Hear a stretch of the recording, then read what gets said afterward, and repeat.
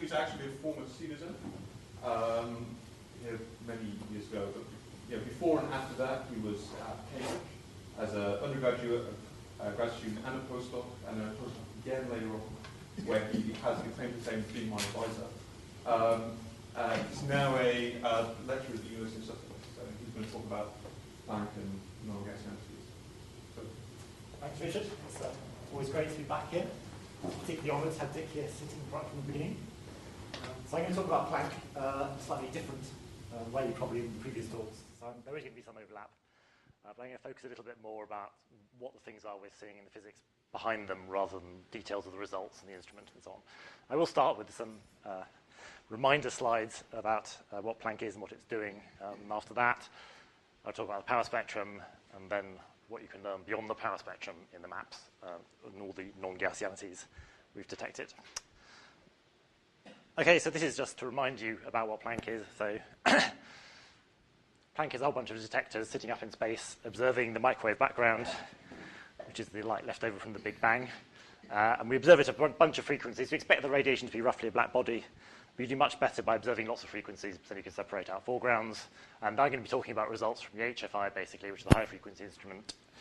And this has these bunch of frequencies. And the science ones are these 100, 143, and 217 gigahertz. So the idea is that light comes in. You can't really see it very well here. It goes into these bolometers, which are basically light buckets. They heat up. You measure the amount of radiation coming in, and that tells you the temperature on the sky. The different size horns are just measuring different frequencies. So it's launched up here with Herschel a while ago, as you know, and it was fortunately extremely successful. It all went smoothly. So we went out to L2, slightly different orbit to Herschel, so there's no danger of them hitting each other. And then stayed in this orbit here beyond the Earth. So the idea is that the sun comes in and hits the photo things on the back, keeping some source of power, and then the thing spins around so that you observe the sky in rings like this. And then as the Earth goes around the sun, you gradually fill in the entire sky with these rings. So you end up filling up your picture of the microwave background over here. So what I'm talking about is results from the first release, which is kind of preliminary. So there are a whole bunch of things in the analysis that can be improved. There's quite a lot more data that can be used that will be released next year. And this year there's no polarization, so it's just temperature from Planck. So what we get out of this is a whole load of really nice maps of the primordial universe, plus a little bit of nuisance in the form of stuff from nearby. So these are the different frequencies that you get, and you can see that at the very high frequencies, you've got this massive signal coming from the galaxy and dust and things. It's a bit clearer here, but when you look away from the galactic plane, what you see is basically primordial fluctuations. So this is when the universe was really young. So all you have to do is try to be a little bit careful about what you're doing with this contaminating bit in the middle. Otherwise, you've got a map of the entire sky of the universe when it was very young. And by combining them and using the fact that you expect the CMB to be a black body, you can just separate out most of the signals. So here you can see there's residual in the middle where you haven't quite done things right. You can't see through the galaxy. Even Planck can't perform magic. So you may have seen some maps where it looks perfect. That's where they cheated. They just filled in some fake data in the middle. This is what you can really do, and it goes a little bit wrong in the middle. But apart from that, you've got the rest of the sky very, very nicely measured out to high resolution, basically the limit of astrophysical confusion. I should say that for foreground, for measuring parameters, we don't use this map. We actually just try to model the foregrounds in the other maps instead for various reasons I won't go into. Okay, so that was the data. What are we actually measuring, and why is it interesting? What's it going to tell us, and how do we use it? So this is just to remind you about the general picture here. So the idea being the universe started when it was very young, something like inflation. We don't know what happened at the beginning, but something had to solve the horizon problem. At the end of the inflation, you had reheating, which just converts the universe into stuff we know about. So the start here in the color is where we think we know what was in the universe. It's all the stuff we know about dark matter, protons, neutrons, electrons, neutrinos, and so on. It's all the standard particles interacting in standard ways, so we think we understand the physics very well. So what happens is the universe expands and it cools down, and after a while, the electrons and protons recombine to form neutral hydrogen. And the key thing here is the neutral hydrogen gas, if you look through it, you can just see through it. It's transparent. But a plasma is opaque. You cannot see through a plasma, which is what we had here at the very immediate time after the Big Bang. So when we today look out on the sky with Planck and look back as far as we can, the universe is basically transparent all the way until this epoch of recombination. So recombination is when the electrons and protons combine to form hydrogen after 380,000 years. So this is called the last scattering surface. And this is what we're seeing in the microwave background. It's the furthest back we can see when the universe was transparent. Before that, it was opaque. So there are a few more things that happen between this surface and us today, like the growth of structure, which I'll talk a bit about later, first stars and things. You might worry that these first stars will reionize the universe and therefore scatter this radiation again. But in fact, the universe has expanded so much by then. It's a very long distance between the free electrons when the universe reionizes. So we still see most of the photons coming from this surface. So that is what Planck is measuring. It's just measuring the fluctuations in the universe when it was 380,000 years old, all around us on the sky. So where did these fluctuations come from? Well, we don't know, but the picture seems to be fairly secure. It's something like quantum fluctuations. And we know that to solve the horizon problem, there must have been inflation or something that made the universe become macroscopically large. So the idea of any scenario is that you start with some quantum fluctuations, you macroscopically blow them up by a factor of 10 to the 30 or so, and that converts quantum fluctuations into things that are outside the horizon, causally disconnected fluctuations that seed the structure that we see today. So this is a prediction from inflation. It's something like a scale invariant spectrum of fluctuations. So what does a scale invariant spectrum of fluctuations mean? It means that you have fluctuations on all different scales of size. So you have big things, and you have large things, you have larger things, and you have really small things, all with roughly the same amplitude. And that's what I've shown here. So you can see there's a very large overdensity here, a very cold underdensity here. But there's also smaller things and really, really small things. And they all have roughly the same amplitude. So the prediction from inflation is you get a roughly scale invariant spectrum where you have fluctuations on all different scales, all with roughly the same amplitudes. And what we know from observations from Kobe and Planck as well is that these fluctuations are really small, so about 10 to the minus 5. The temperature is really, really uniform to about 10 to the minus 5 level. And the reason that is really useful is because if you do linear expansion in a parameter that's 10 to the minus 5, your linear approximation is going to be extremely accurate. And that means that you can make very, very accurate predictions for what you're observing. So the reason why Planck produces really accurate results in cosmology is basically because these fluctuations are so small, we can predict what's going on very accurately, and we know the physics. And if we could observe this surface directly, this would be telling us directly the products of inflation, and we could learn about this new and unknown physics over here of what's going on before the hot Big Bang. But of course, we can't actually observe this. The universe is opaque, remember. Reheating. What we actually observe is when the universe recombines. So what you have to do is propagate these fluctuations in the scale invariant spectrum forward in time to the last scattering surface, and then that is what we actually see. So this is what we have at the end of inflation, and then we have to evolve it forward in time using that known physics. And what you can see happens is that the structures grow as time evolves in time. So you have an overdensity of gravitationally collapse, and as you have more and more time, it gets bigger and bigger and bigger. So you can see the structures here get bigger with time as the universe evolves. And then what we see when we look with Planck at the sky is the state of the universe after that 380,000 years. So I've stopped this simulation after that amount of time, and now you can see that it no longer looks like a scale invariant spectrum. Here, there are lots of blobs of this size, and this size, and that size, and that size, and that size, and that size. There's now a characteristic size of the fluctuations. So these are just the largest things that have had time to collapse gravitationally by the time of recombination. There's a particular size. You can't form anything bigger than that. There hasn't been time. And they're all of this size here. So there's a characteristic size. The other thing you can notice is that there's no very, very small structure on here.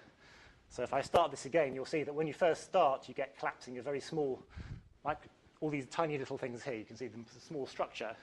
As time goes on, those get wiped out. So what's happening here is you have an overdensity and an underdensity, and the photons diffuse between the two. And you end up, instead of seeing a hot spot and a cold spot, you end up seeing some average temperature.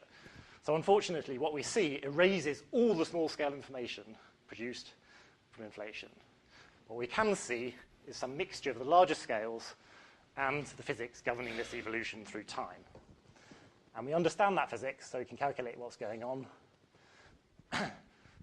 So it's basically a mixture of gravity, the gravitational collapse, the fact that there's a pressure in the gas which stops it collapsing indefinitely and makes it oscillate, giving acoustic oscillations, and then this diffusion process that makes it really smooth on very small scales. And then this is what we see when we look out today. And the other thing about the fluctuations being really small, not only can we predict things very accurately using linear theory, it also means that if you start with Gaussian fluctuations from inflation, which is a generic prediction, if you have waves in a box and it's the harmonic oscillator, you expect Gaussian fluctuations. If you evolve them in time using linear propagation equations, you end up with a linear mapping of a Gaussian function, which is still a Gaussian function. So we expect these to be very accurately Gaussian as well. So then what do we do? Well, Planck is sitting somewhere near Earth. This picture is almost to scale with us in the middle. This is the last scattering surface. Of course, the Earth is slightly magnified there. And then we look out as a function of position on the sky, measure the temperature on this last scattering surface, which is all around us on the sky, from redshift of 1,000, which is the epoch of recombination. And then because we think the fluctuations should be very nearly Gaussian, if you calculate the power spectrum, that contains nearly all the information in the map. So I'm sure you've seen this beautiful spectrum from Planck, measuring the fluctuations in the temperature spectrum, these points here, all the way out to very small scales. So these are large scales, these are small scales, and there's a very big bump here. Why is there a very big bump? That's because in this map, there's a characteristic scale. Remember, there are lots of things of this size, just saying that there's a particular thing that's had time to collapse. The largest thing that's had time to collapse is recombination, and that corresponds to this scale here of about a degree or so on the sky. And then you get these things, and it decays away because of the diffusion damping on very small scales. So the idea of using Planck power spectrum information is you take all these data points here, and then you try to go backwards and say, what are the possible initial conditions we could have started from? Was it scale invariant? Was it slightly non-scale invariant? And you can also try to disentangle the parameters governing that evolution that we understand. So we know how to propagate things forward in time. What we don't know is things like the matter density very accurately. So you can hope to learn about both initial conditions and the densities of the universe and parameters governing geometry of the universe, which relates things at last scattering surface to angles we see on the sky. So hopefully that's the objective from the power spectrum, is just to learn about all those things. So you think you get a really accurate measurement of cosmological parameters, do we? And the answer is yes, in some particular cases.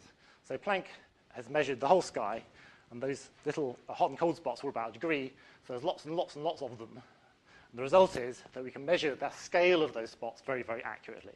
So this is this theta star parameter that I've written here, which is the angular size of the fluctuations. And we're now measuring this as 0.6 degrees, but we're measuring it to an accuracy of 0.1%.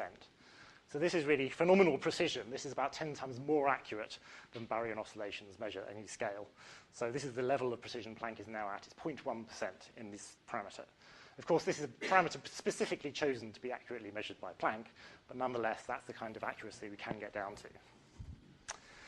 So things become a little bit more tricky then if you want to ask about separate parameters like a matter density or something else. At that point, you have to start trying to disentangle different effects, and things become a little bit more difficult. So for example, let's say you want to measure the curvature of the universe. How do you do it? Well, you just consider what happens and what you'd expect to see in different curvatures. So we've got the same last scattering surface here. In one case, you have a flat universe, one we have a closed universe. What's the difference? Well, the difference is in the closed universe, your geodesics tend to converge like this. So here, it's like looking at the last scattering surface through a magnifying lens. So here, the last scattering surface, when we see it, looks bigger in the closed universe than over here, where it looks this size. So if it looks bigger, then everything is shifted to the left on the power spectrum spot. This is like 1 over scale here. So the whole thing is squashed up. So you'd have thought that by measuring the position of this peak, i.e. the angular size here, you could determine whether the universe was flat or closed to very, very high accuracy. Now, the problem with that is that, of course, there are other ways of making things look bigger. So the most obvious one is if you want to make something look bigger, you just go closer to it, and then it looks bigger. So we can't distinguish that previous picture from this picture where we have the same things at last scattering, but now, instead of being in a closed universe, we're just closer to last scattering, so it looks bigger, and we get exactly the same picture here as we had on the previous slide. So from the Planck linear temperature anisotropies alone, there's no way we can tell from the shift in the peak whether the universe is flat or closed, or whether, in fact, we're just a little bit closer to it. So this gives you the problem that various parameters are degenerate. In this case, almost exactly degenerate, giving you the same observations in the power spectrum. So this is illustrated here, which shows how the power spectrum varies as you change various things in the universe. So this is the curvature, and as I explained, the peak just moves to the right as you increase omega k here. So I just colored the lines by the value of the curvature parameter. So you can't measure, you can measure the position of this peak very, very accurately, but you can't tell if it's because omega k is changing, shifting it, or it's this picture here, which is the curvature, the cosmological constant density. So this basically changes the distance from last scattering to us. So it looks exactly the same, so it just moves the peak sideways. So these two you cannot distinguish. This one shows the baryon density. So this here affects actually what you're seeing at last scattering surface. So here you really can actually separate this out quite cleanly, and Planck does make a very nice measurement of this parameter separately. This is the matter density, which is a bit more complicated to understand what's going on. So Planck sort of measures this quite well independently. What's being fixed? So these, everything else in physical densities, I think, is being fixed. So this will have omega ch squared fixed, and omega k is naught, and so on. Right. So this plot looks quite a lot different if you fix things like the damping scale and theta star, which is, I'd like to talk to you about that actually at some point. Explaining the shape of this thing is actually surprisingly subtle. In fact, even the sign of why, when you add more matter, the peak heights go up is intuitively unobvious. You just thought you might have more matter, you get bigger fluctuations. You don't, you get smaller fluctuations. And I think that's partly due to expansion. Okay, so what are the options if you have these degeneracies? Well, the first option is you can just make some simplifying assumption, like the universe is flat, which is perfectly reasonable if you believe inflation. So the simple thing we do first is we assume a lambda CDM model, which is basically make all the simplest assumptions, which are currently quite consistent with what we know. So you have a cosmological constant, the universe is flat, there's dark matter, neutrinos, photons. There's 6 free parameters governing things like the amplitude, the amount of scattering, the matter densities and the baryons and the dark matter, and then these parameters about the initial fluctuations, the amplitude of the fluctuations and how they vary with scale, which is ns. And then with these assumptions, you can actually get very good constraints on parameters. So these are just some 68% limits. And this plot here shows the points here being the set of possible universes that are allowed by Planck if you make this assumption as a function of parameters. So this is ns, for example, the spectral index against the dark energy density. So Planck is telling you have to be one of these points. You don't know which one, but it restricts you to a point of this space here where I colored them by the value of the Hubble parameter today. And these gray curves are what you got from WMAP before. So WMAP was the previous space mission, lower resolution, lower sensitivity. But in this model, it's fairly restricted. So if you measure the first 3 peaks, you also know the higher peaks quite well from just theory. So Planck doesn't do orders of magnitude better on this model. It does significantly better. We're quite a lot smaller. But it's a factor of a few in each direction. And it's more or less consistent with WMAP, though we've slightly moved down into one corner of their original contours, which has given some shifts in parameters like H0 that we see today. The other thing to mention is that because we don't measure polarization, adding polarization for WMAP is useful because it measures the optical depth. And the red line here is what we call Planck plus whoop, which is WMAP polarization, which is the sort of baseline measurement, which is the red contours. So all that does is just slightly break some of the degeneracies about large and small scale power. Right, so you can go on and make various other assumptions and measure parameters and so on, and you get lots of nice numbers. So I'm not going to go into that in any more. Well, the other thing I'm going to talk about is the other approach, which is now, instead of trying to assume a model to break degeneracies, perhaps you want to use other information. Is there other information in the maps beyond the power spectrum that's useful? So I'm going to spend the rest of the talk talking about non-Gaussianities and things that Planck have detected. Okay, so to start with, the idea is I'm going to try to explain to you what are the things we can look for in the map, what are the structures that might look interesting, would tell us about some other interesting physics, and then how we can use that information and what Planck has seen. So I'm going to start with just reminding you what it means to be Gaussian, and then try to explain what it means to have a non-Gaussian map and what it looks like, and then we can go on and discuss what you actually see. Okay, so to make things really simple, just imagine looking at a small patch of sky. Everything's flat. So you can just do a Fourier transform of the observed temperature and write it as a sum of Fourier transform modes theta of L. So the usual assumption is the universe statistically isotropic and Gaussian.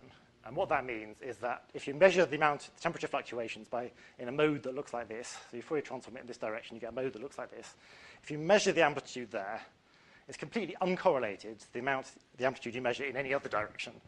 So if I've got theta L1, a mode in one direction, theta L2, a mode in another direction, they're completely uncorrelated to each other. There's a delta function here. This is 0 unless they're the same mode.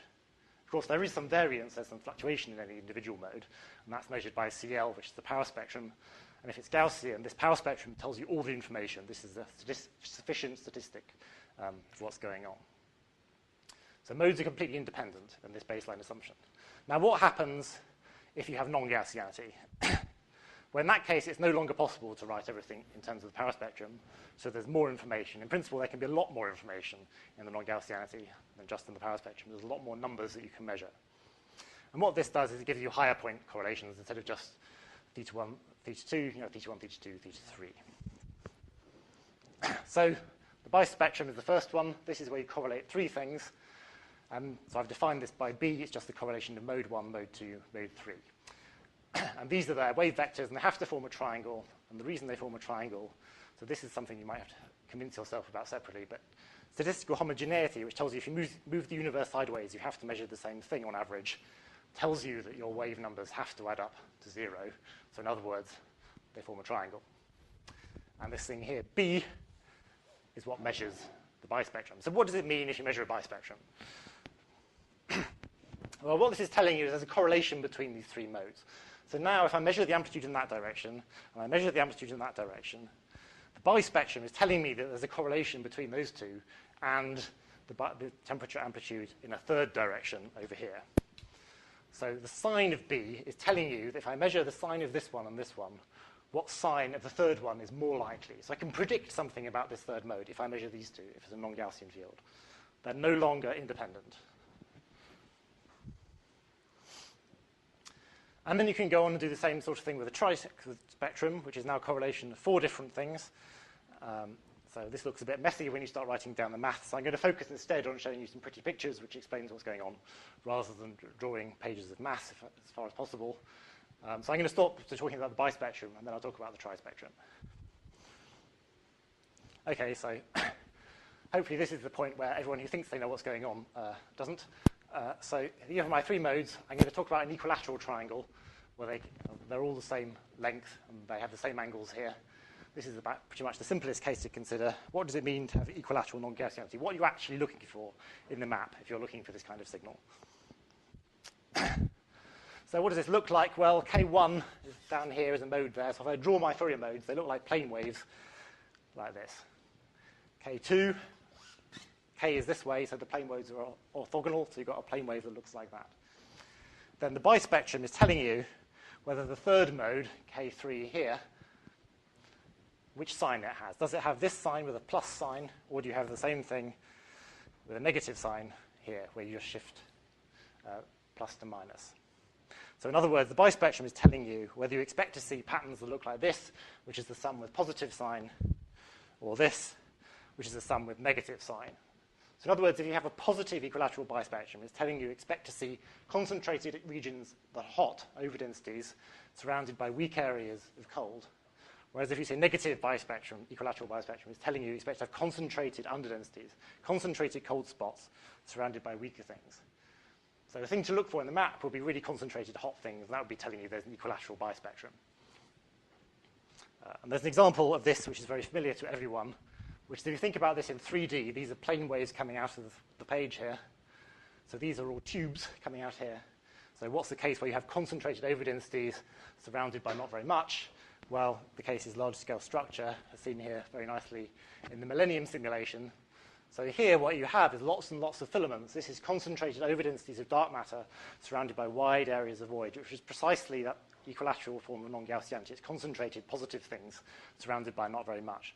So this picture has a very large positive equilateral type of non-Gaussianity. And there's clearly a lot more information, a lot more going on here than the Gaussian random field. Because here you've got nonlinear dynamics.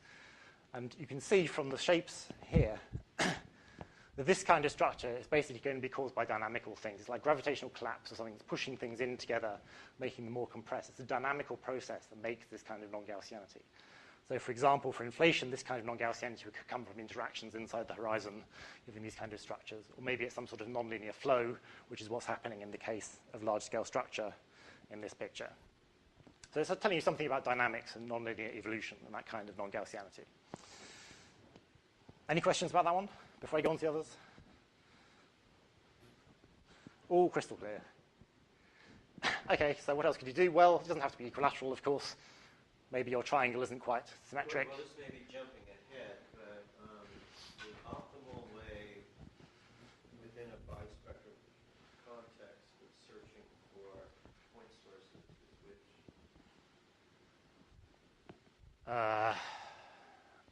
Well, Probably searching for point sources, but yes. So in that picture, I guess if you were forced to bright positive point sources, I guess, will give you a contribution to equilateral positive sign non-Gaussianity. But if they're clustered, then that could also look like the next thing. equilateral would be the way to go, presumably.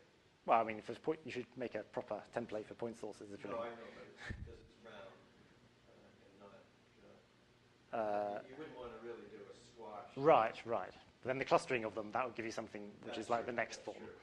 Okay. So if you have flattened shapes, well, instead of having columns, you now have things that get squashed out. So these are like pancakes here. So in large-scale structure formation, for example, things initially form pancakes, and that looks like a sort of flattened triangle. And then things break into filaments, which looks like equilateral non-Gaussianity. And if you do nonlinear simulations, you can see the non-Gaussianity in the simulations progressing from being Gaussian when you start, then forming sort of flattened triangles like this as you start forming pancakes, and then later on forming very strong positive equilateral non-Gaussianity. So again, this is kind of a dynamical thing here. This is caused by things like gravitational collapse. Okay, so there's another type of non-Gaussianity that's particularly interesting, which is called squeezed. So the idea here is you just have one thing of yours. This is a triangle all in a straight line. So the idea is you have one much shorter than the other two. So in other words, you have two high-frequency modes like this and one much longer mode like this. And again, you can ask the same question about what does it mean to have a bispectrum of a particular sign. So is that sign more likely than that sign? And if you add them up, they look like these two pictures. So positive bispectrum here corresponds to having these stripes here which look bright. So there's lots of small-scale structure here being correlated with where you're positive here. And then in between, where it's cold here, you have very little structure. So you have the positive bispectrum in the squeezed shape means you have lots of small-scale power correlated with hot spots and very little small-scale power corresponding with cold spots. And negative of this shape is the opposite thing round, where you have an overdensity, you have very little power. So this kind of shape is a correlation between the amount of power as a function of position, the amount of fluctuations, with what's going on at very large scales. Sorry, so can the third one be any orientation with respect to the first two? You mean this triangle? Yeah, so if I could have had this wave vector being oriented like that. Yeah. Yes, and that would have flipped the orientation of these. Then you'd have seen the same thing, but some of the small modes would have been that way around. But they'd have still been modulated in this way. And the explanation would still be the same. And you'd still have small-scale power being correlated with large-scale overdensities.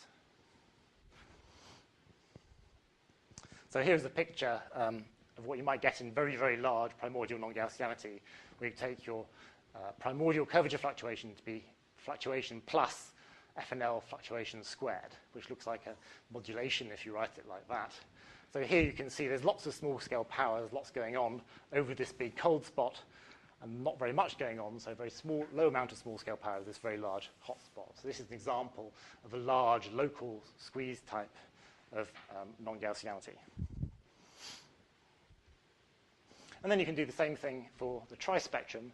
So here you can see there's a variation in power across the sky. There's lots of fluctuations here and not many fluctuations here. And the bispectrum is measuring the correlation with a large-scale temperature. But you could also just measure directly what's the variation in power across the sky.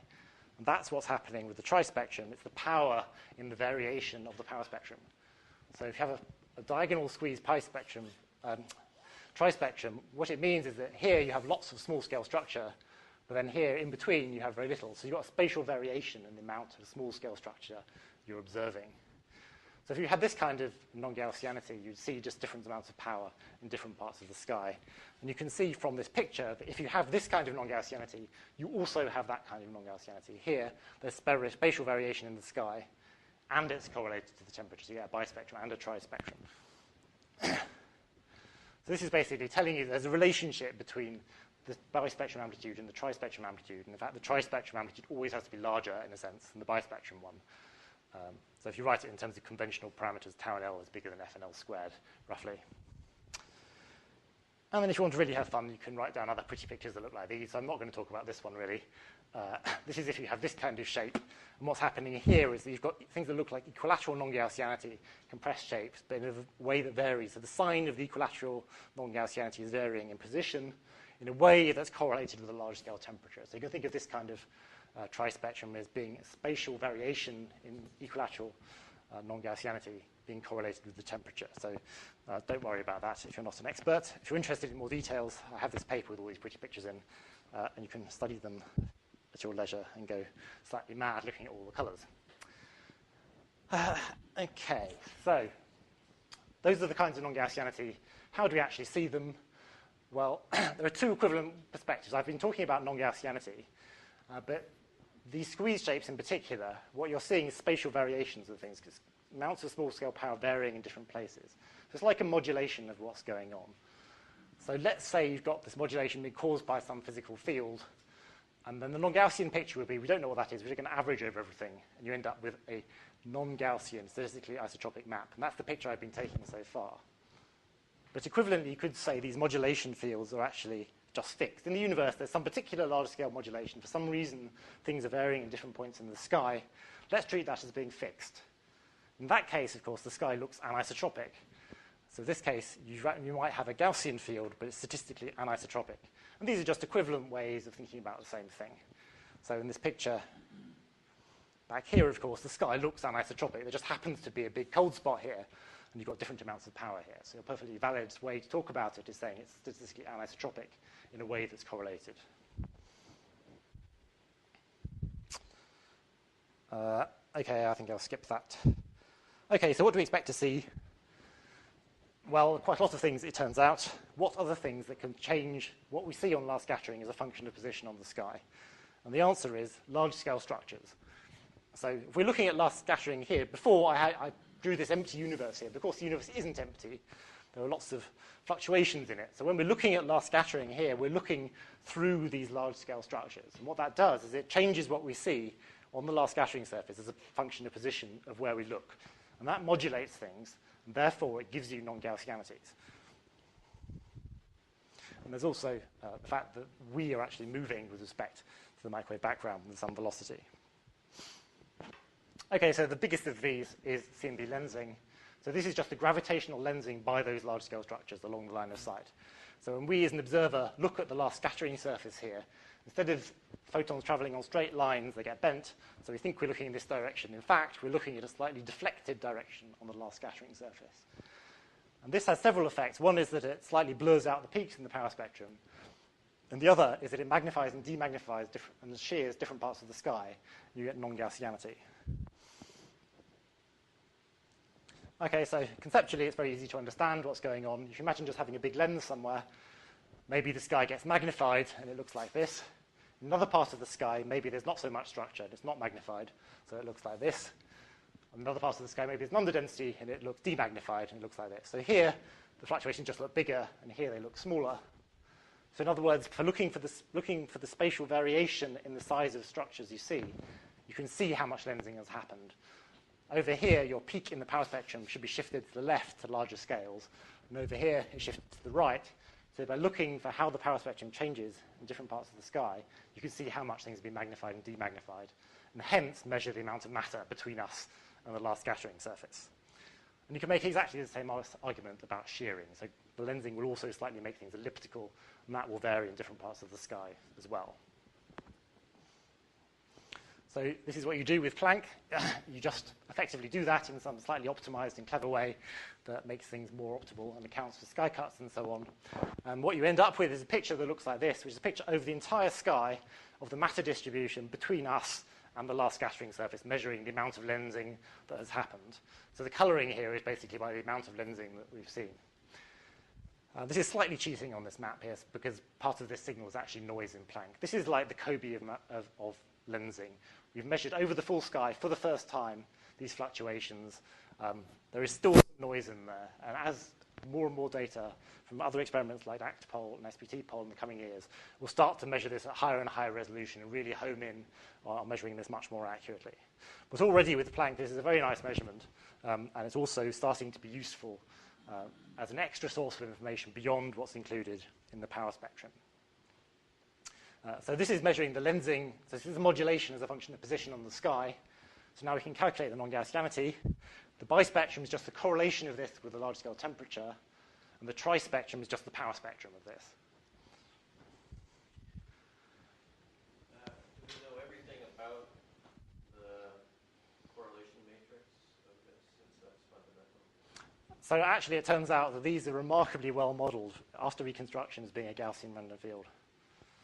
Gaussian random field with what kind of power spectrum? Well, with the power spectrum that you can predict. So there's some effective noise, which is that randomly the small-scale things happen to look magnified in different parts of the sky, which is nearly white on large scales. Say that again, what's white on large scale? The reconstruction noise in here. So if you imagine looking at parts of the sky over there, you get some random fluctuations that give you some typical convergence. And over there you get a different one, and they're uncorrelated. It's already got smoothing in it, so This has been filtered, yes, to take out the small scale. So you can't see the white noise in here. So if I further filter, because it's effectively white noise it's getting into, I'm getting a more and more realistic picture of the way the sky actually works. If you did filter this less aggressively, you just see lots of small-scale random stuff in here, which would be nothing to do with lensing. It would all be noise. If I filtered it more, when I run into trouble at the other end? I'm not sure what you mean, but this is optimally filtered in the sense it's an inverse signals plus noise filter. Okay, good. And that inverse filter has the effect of white noise that you were talking about. Yeah, it's mostly noises, and there's some cosmic variance as well. But that's not accurate for me, that's what I'm saying. So it's an accurate Wiener filtered map of the gravitational potential. Yeah. But therefore, to complete the statistics, you need to look at fluctuations of it, which can be quite large, but I gather they're relatively uniform as opposed to them being concentrated in any region of that. The noise is fairly uniform. Yeah, it's not. Yeah, so the noise on here is basically limited by the fact that you're only measuring the temperature fluctuations that are unlensed over some range of scales, and of course that's the same everywhere on the sky. There is some variation with the actual observational noise as well, but it's less obvious. Anyway, so the trispectrum is the power spectrum of that map. So these crosses here show the power spectrum measured by Planck of phi here, which is the lensing. So this is some integral along the line of sight of the amount of matter, basically. So you've now got these number of points measured very nicely, a very high significance, this trispectrum, which is the power spectrum of the lensing modulation. So this is around 25 sigma detection, and this is already, you can see here that it's breaking the degeneracy. So what I've done here is I've drawn in a whole load of lines here, which are the prediction from the theoretical model using just the power spectrum of what this should look like. And in a non-flat model, remember, you don't constrain the curvature at all. So there's a very wide range of curvature parameters that are allowed. But when you plot those on this picture of the lensing spectrum, the whole spectrum basically goes up or down with the curvature. So in other words, by using the lensing information, you can tell where you are. In fact, you're near the bottom of this, which is telling you that you're nearly at the flat universe. So by now using this extra information, you're breaking those degeneracies that are present in the power spectrum. And you can see that if you plot the constraints on the matter density here and the dark energy density. So this is the flat universe on this line here. Planck temperature power spectrum alone at these points. So there's a very, very long degeneracy there. You really can't tell whether the universe is flat or not. But if you add in the lensing information from these points here, you get these black contours. So you home in on this flat region. You actually do even better in this case by adding in BAO data, which takes you to being very nearly flat. So at the moment, because it's like the Kobe of lensing, it's really nice. It's first measurement over the full sky, but it's not currently competitive with baryon oscillations in most cases. But as more and more information is added, and this becomes measured closer and closer to cosmic variance, this will start producing a lot more useful information. For example, you can measure things like the neutrino mass. So this shows how the power spectrum prediction varies with the neutrino mass. And as the neutrino mass gets higher, you suppress the amount of lensing on small scale. So by measuring this, for example, ACTPOL and SPT-POL should do this rather well. You can then measure the neutrino mass. So in coming years, that should be one thing to look out for, which is very interesting. Then the bispectrum is the correlation with the temperature of the lensing. So this is coming from integrated Sachs-Wolf effect. If you have a large-scale structure along the line of sight, it magnifies things, but you also get integrated Sachs-Wolf effect, and that gives you a bispectrum. So don't worry about this picture. This is just to show it's all on large scales, really. It's all L less than 100, where there's a correlation. And this has also been detected by Planck at around the 2.5 sigma level. Unfortunately, you can't see it by eye. This is the cross-correlation of the lensing with the temperature. And this is the prediction of what you should see up here, away from 0. And the Planck points scatter with an awful lot of variance around here. But if you do the statistical analysis, with 1 is what you expect, you find these numbers here for various different ways of estimating things with different foreground cleaning. And they're all pretty much consistent with 1, and they're certainly away from 0. So Planck has now detected this lensing bispectrum as well. It's around 2.5 sigma. And because this is probed by things like ISW, this is measuring something about dark energy. So in principle, this is giving you some extra information about modified gravity or dark energy that's not there in the power spectrum.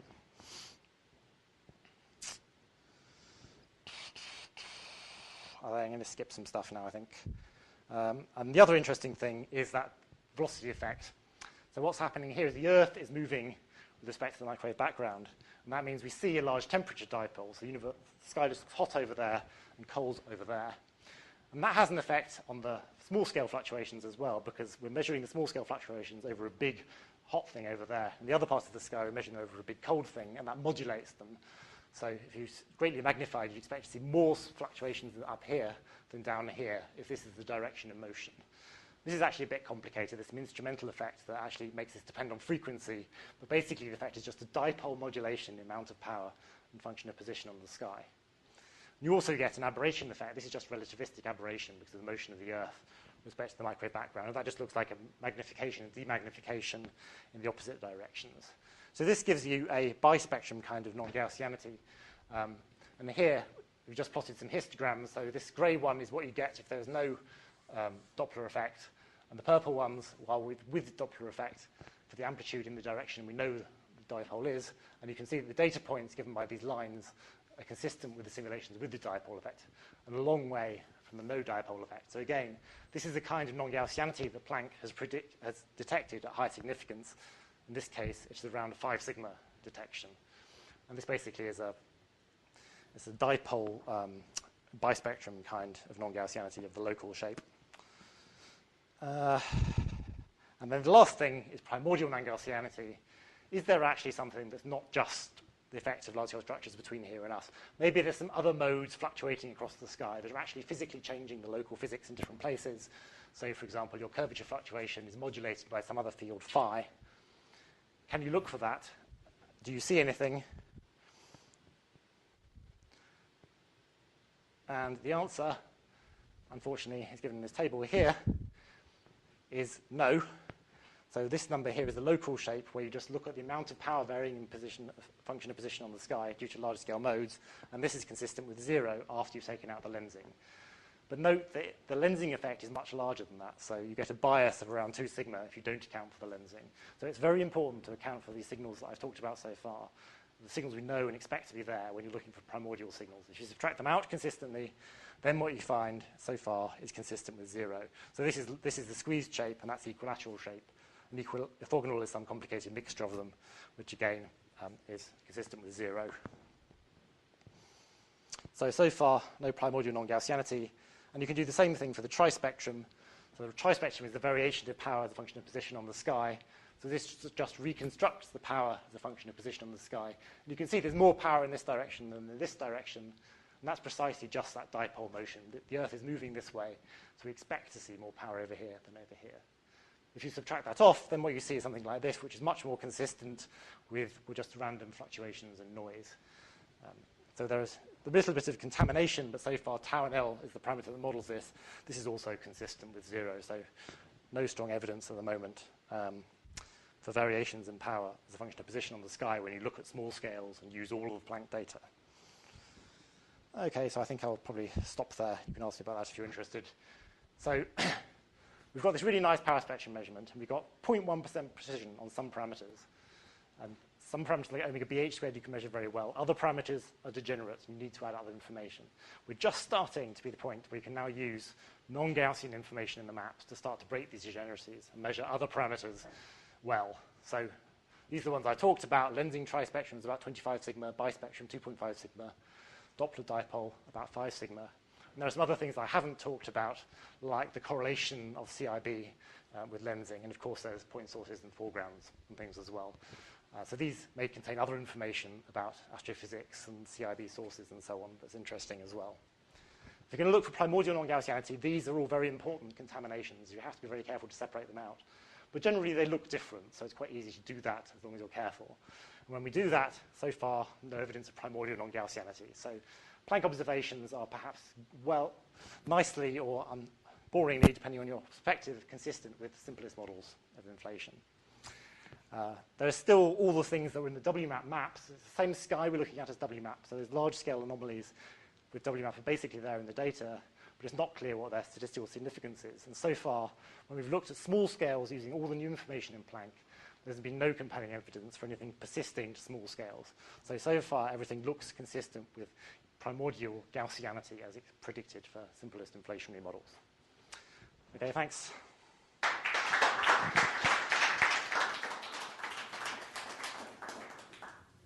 you have any questions for Antony? Dick? Can we go back to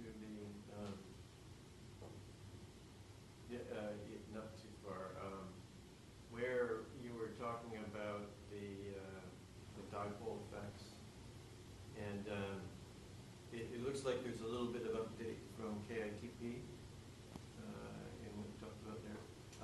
So your emphasis there, if I got it right, was that because the dipole modulation is there, contaminates, not contaminates, it's just there. And if you want to talk about anomalies, you must talk about residual anomalies after that's taken care of. Now, was it actually taken care of in the statistics that were quoted in the FNL paper? Yes. So For the trispectrum. what's that? For the trispectrum, yes. For the trispectrum, it was included. Yeah. Okay. And now For the bispectrum, it doesn't matter because it's a dipole. We don't use the dipole for the right. bispectrum. Now I want to get your current take, after the turmoil set, on the high L power anomaly, which of course has been under quite a bit of discussion. Yeah.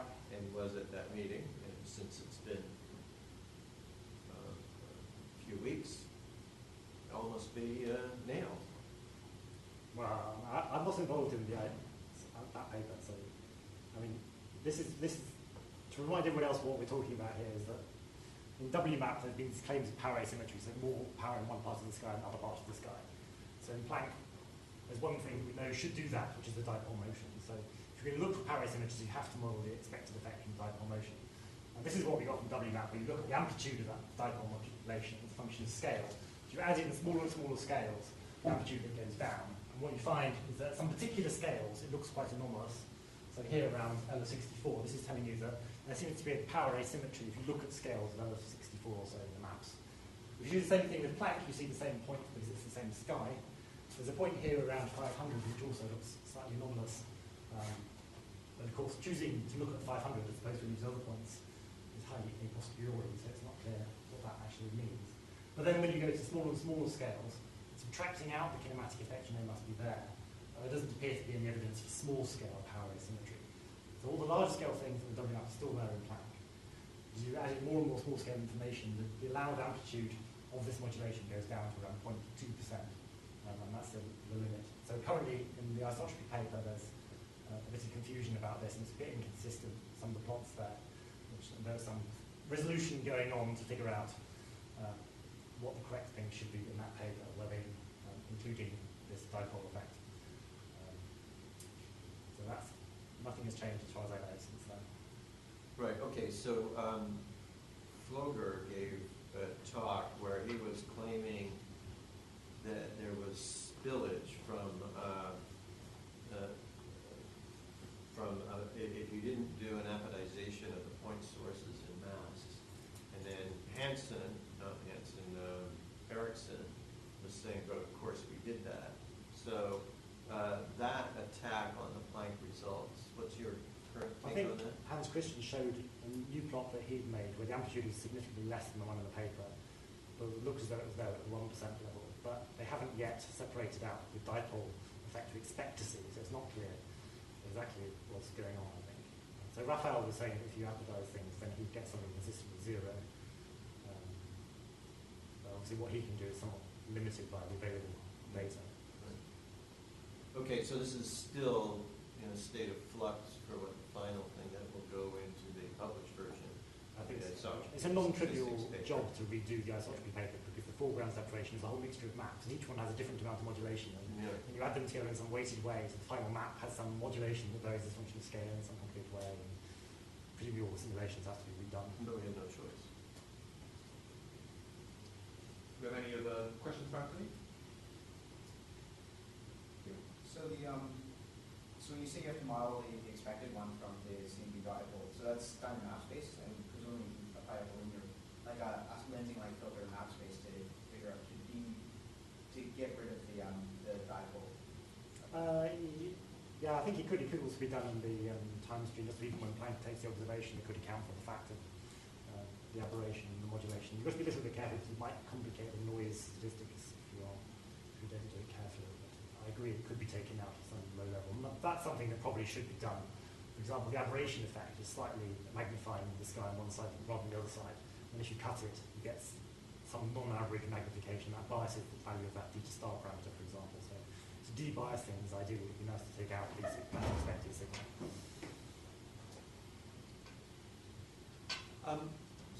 So how much do we expect the lensing of EMOs to tighten up those the constraints on the gravitational potential from lensing? From Planck. Planck.